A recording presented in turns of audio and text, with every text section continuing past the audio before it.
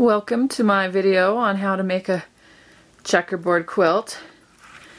Now, I'm technically making just a chessboard or a checkerboard for my husband's classroom, and this is only half of it. I'm going to show you how I did that, and we'll come over here to my table. Here we are at my table, and you'll see, I'll zoom out here, I've got my white fabric and my black.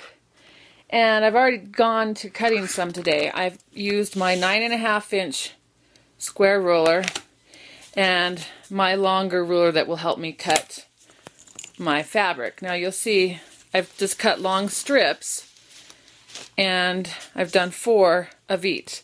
Now for the checkerboards go 4 white and 4 black on every side of the row, but you need to make a total of 8 strips of white and 8 strips of black. Here's my white fabric, and what I'm going to do here is I'm going to come over here and line it up on this board at the 1 and line it along the side. This helps you when you go to cut, and then you just check your board and make sure that it's the 9.5 inches. Any kind of these will work, any brand. And then I go here to my 9.5, and let me show you. I'm going to, it's very hard to record this, I'm going to line it up on the 9.5, and then I'm going to make sure up here that it's even. Now normally I use 2 hands to do this. You want to make sure it's even there and down here. And then once you do that, and like I said I can't do it that well, you'll come here and you'll take this and you'll cut along that, making sure to put a lot of pressure here. Now there's a trick. You can use a shower, one of those shower holders that people use maybe when they're disabled. You can kind of clip it onto the shower walls. Well, it clips on here. It's just like the plastic suction cups, and they suction and it gives you good grip too. Really, really good technique. Now in a moment, my daughter record me while I sew these strips together that I've cut, and then you'll be able to see the result of the checkerboard. And excuse it, my basement had a flood, so we're still in the process of getting it all taken care of. So anyhow, watch my next video segment on how to sew up and make this lovely checkerboard in whatever color you like.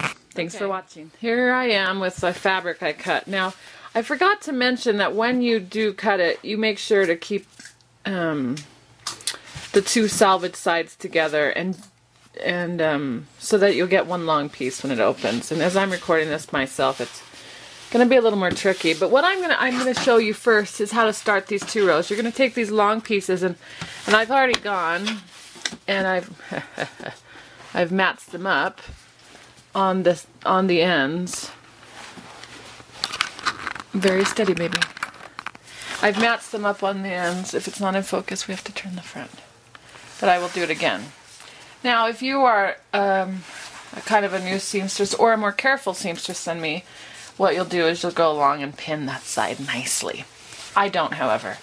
I'd like to draw attention here that because I did not cut off my salvage ends to begin with, I just am bringing, this is a thicker salvage. This black has about a 3/4 of an inch salvage, where the white only has about a 1/4 of an inch of a salvage. So I'm going to line them up that way. In the end it won't matter, because I'll go through, when I sew all my rows together, I'll put down my square and I'll slice it on both sides, and I'll have a perfect piece of fabric.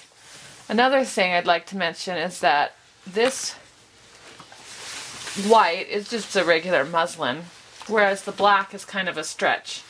Because I've chosen to do a stretch, it just happened to be all that I had and I didn't want to go buy any more. You can see it has a bit of a stretch like that. It's a little bit more tricky to sew with, in that sometimes my checkerboard pieces aren't matching up quite right.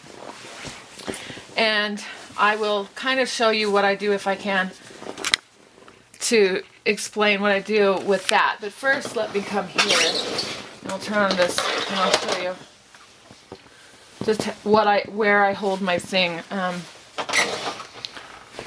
might need to have you hold that, Catherine. Turn on the power, please. It's not on. The power, it's not on. You've got to plug it in over at the wall.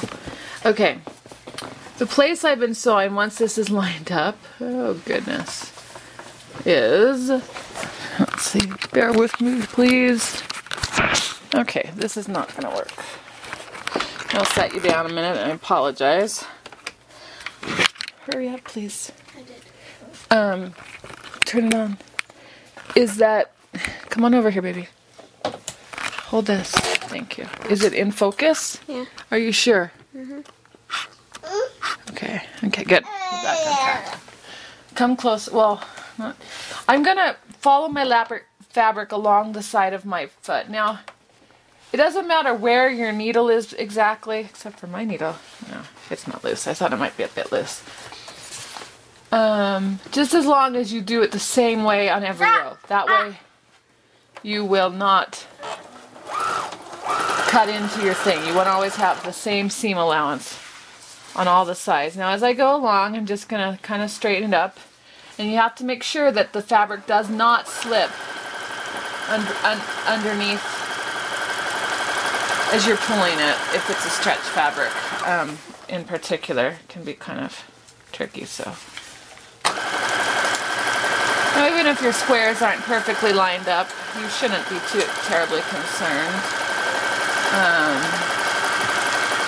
Because the overall effect is just pretty cool. Now, I am making a chessboard, so hopefully that won't be a problem, but I don't think so. Now, I'm almost done here, and then I'll show you what it looks like when we open it. Now, you can do it this same way. You can do all the blacks and whites together, and so just like I'm sewing, or you can just keep adding it on row by row, and I'll show you that in just one more minute. Okay, hold still, baby. Coming to the end, I'm going to backtrack. Mine has an automatic cutter, so that's kind of nice. Now, you'll see when I open it, I have a lovely piece like this. Now, I can either choose, can you see that? I can either choose to just sew another piece like this and face them forward, or I can take my black piece and see where I had those sides. You kind of try to see where the front or back is, but not all fabrics are very identifiable that way, so it's not a big deal. If it's hard to identify, then you just choose whatever side. Anyhow, same thing. I'm going to sew, and I'm going to make sure that when I open it up, the seam is hidden in the back. I did have to rip out one earlier. I didn't like doing that either. It takes a lot of time to rip out these seams. So you're going to just go along, and I'm going to do this. Now, I'm going to do this for all the rows, and then when I come back, I'll show you what we're going to do to make the checkerboard piece. So please make sure to look for my third part of this video. And if you like this, please remember to press the like button. I always appreciate that, and leave a comment if you'd like. Thank you very much. Have a good day. Press the record button. I've sewn to make my strips together, and I'll try to get a good view for you here. And you can see them hanging now compared to that checkerboard effect, right? Now, so what I'm going to do is teach you how to get it from these stripes into a beautiful checkerboard pattern. And this has taken me, I don't know, 30 minutes to sew or something. Okay, here, sweetheart. You have to see what you're doing. Keep an eye on my hands. You can kind of rotate it as necessary. Okay. My daughter's going to get a hold of this. Now I'm going to take my fabric, and I'm going to fold it down. Let me think about this. We want to cut off the ends. Okay, it doesn't matter which way you do it. I'm going to fold it long ways. I'm going to fold it just like I had, as though I were putting my panels together. And I'm going to kind of, you see what I'm doing? Now, I still have these loose tops, and as you'll notice, the black ones are longer than the white. The black was a little longer of a fabric. Now I'm going to go here, just the fabric, please, sweetie. And I go here, and I'm going to lay it out. And I'm going to just kind of put it along a fold line.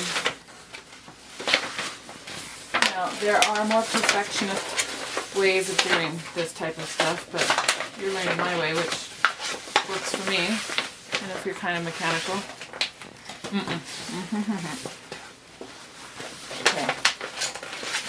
Now I've again folded it in half. It doesn't matter. The concept here is that you're going to fold off those ends. actually, it does matter. Now look at that, I folded that in half. You're just going to leave it long ways. Long stripe panels of whatever, 45 to 43 to 45 inches long. Let's see if you're really curious. I'll tell you, my panels are about, the white ones are 45, and my long ones are 46. It's just a cheap one. My baby wants to be in the TV show. Okay, so now I've got it laid out. I'm going to try to smooth it. You don't get to be there. Go jump on the little trampoline. I'm going to get my cutter here and my square. Now, first of all, I'm going to cut this off. I know that I don't want it there. I'm going to come and get my cutter that my baby walked away with. And I'm going to unlock it on this lovely little lock. I wanted to explain something that I didn't make clear before when I said you fold it. On this muslin, on anything, the fabric is folded in half, and then it's laid, and it's rolled on the bolt. The two salvages will always meet. A salvage is the finished edge of the fabric. Is that in focus, sweetheart? It's the finished edge. Now on the white muslin, it's a smoother finished edge. On my stretchy fabric, it's kind of, it looks like it's fraying a little, although it does have a tight weave there as well. So when I said to keep the salvages together and cut a long strip, you know, like I taught you before, you'll open it up and you don't want to cut here, or you have a bunch of short little strips, and that'll just make your job more time consuming, though it is possible. Now, if you're concerned with doing this on a big project first, what I would recommend is just starting and make like a little doll-sized quilt with small squares. And there are small squares that are like, let me see here, probably about 4.5-inch squares or 5-inch squares. I don't typically do them as they are a bit small, though I have as necessary. I'm not left-handed, so I'll come over here. I like to start cutting with my rotary in the center just so the fabric is not as likely to slip and whatnot. And then I'll go over it a few times depending on how sharp my blade is, which in this case probably needs a little more sharpening. Oh, we got that. Now that is cleaned up nicely, so now I can focus on cutting my things. I'll treat it the same way that I treated my thing. I'll bring it to the 0 and match it up my fabric right up there. I will try to line it nice and straight along that bottom. Bring it up. Kind of press it. I kind of press it because that shows really what it's going to do when you press it down instead of kind of bunching up underneath. Now my square, as I showed you before, is 9.5. So I know that since I have it on the corner of this line, oops, make sure it's in focus, okay? If not, you turn the front part. I know that so let's see here. I'm going to come and mark it at the 9.5 line.